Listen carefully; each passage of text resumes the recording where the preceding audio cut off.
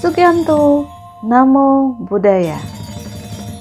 Selamat berjumpa kembali dalam pembelajaran agama Buddha kelas 11. Dalam video ini kita akan membahas tentang bagian terakhir dari sila, yaitu sila berdasarkan cara mempraktikannya, serta tujuan dari pelaksanaan sila yang berbeda-beda.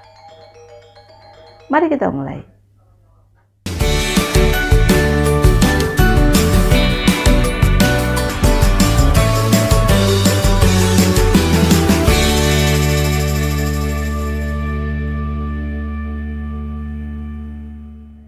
Sebelum mulai pembelajaran, mari kita melafalkan syair penghormatan bersama-sama. Mari kita mulai. Arahang Samma Sambuddho Bhagava Buddhang Bhagawantang Abhivademi Swakato Bhagavata Dhammo Dhammang Namasami Supatipanno Bhagavato Sawaka Sanggo Sanggang Namami. Sabe sata bontu sukitata, semoga semua makhluk hidup berbahagia. Sadu, sadu, sadu. Baik, kita mulai pembahasan kita tentang sila berdasarkan cara mempraktikannya. Sila berdasarkan cara mempraktikannya ada dua, yaitu warita sila dan carita sila. Apa itu warita sila? Warita sila merupakan cara mengendalikan diri dari segala pikiran, ucapan, dan perbuatan yang tidak baik dengan cara menghindarinya. Pancasila Buddhis adalah contoh dari warita sila. Masih ingat apa isi Pancasila Buddhis? 1. Menghindari membunuh. 2. Menghindari mengambil yang tidak diberikan. 3. Menghindari berbuat asusila. 4. Menghindari berkata tidak benar. Dan 5. Menghindari minuman yang menyebabkan lemahnya kesadaran. 5 sila itu semuanya menghindari. Nah, itu adalah contoh dari warita sila. Artinya mengendalikan diri dengan cara menghindari perbuatan yang tidak baik. Yang kedua, carita sila. Carita sila merupakan cara mengendalikan diri dari segala pikiran, ucapan, dan perbuatan yang tidak baik dengan cara melakukan hal-hal yang baik. Contohnya adalah Pancadhamma. Masih ingat Pancadhamma? Ya, Pancasila dan Pancadhamma adalah satu kesatuan. Pancasila bersifat menghindari, sedangkan Pancadhamma bersifat aktif, yaitu melakukan hal-hal yang baik supaya tidak melakukan hal yang tidak baik. Pancasila dan Pancadhamma itu adalah dua contoh dari warita sila dan carita sila.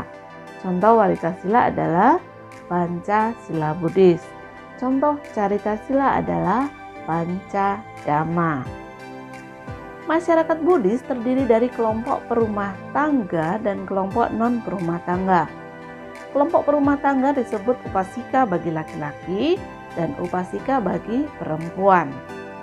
Sedangkan kelompok non-perumah tangga ada samanera, samaneri, dan biku, bikuni.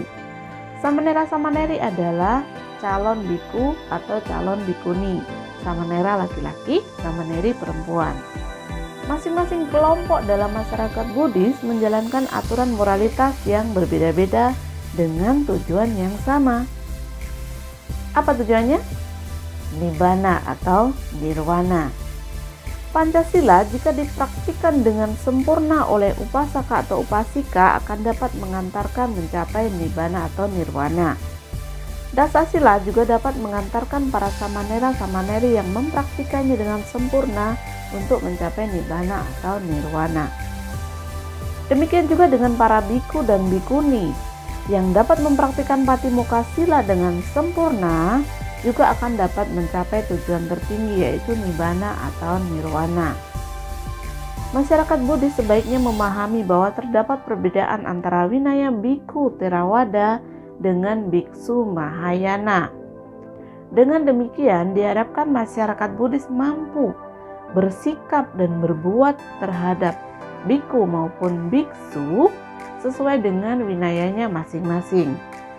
Contoh, jika suatu ketika melihat seorang biksu Mahayana makan pada sore hari atau biku Theravada makan daging, tidak lantas kita menganggap biku atau biksu tersebut melanggar winaya.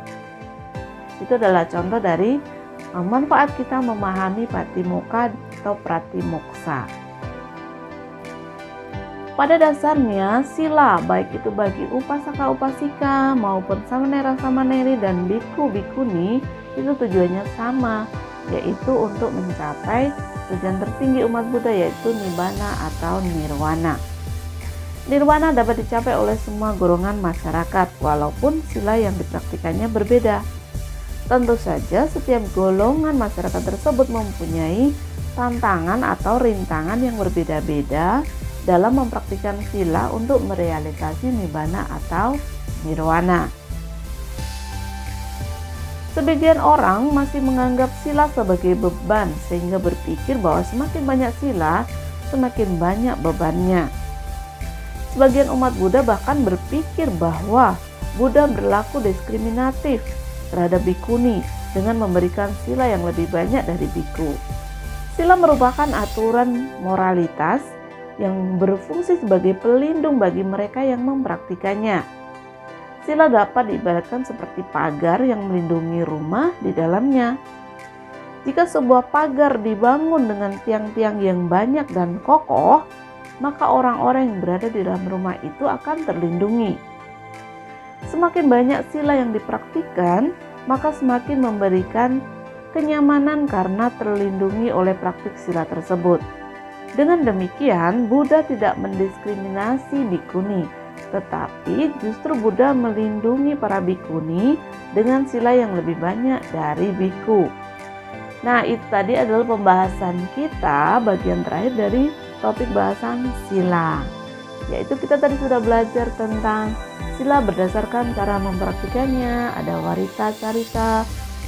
Kemudian sila itu meskipun berbeda-beda peruntukannya untuk pasaka upasika sendiri, samanera-samaneri sendiri, biku-bikuni sendiri, namun pada dasarnya tujuannya sama dengan risiko, tantangan dan rintangan masing-masing.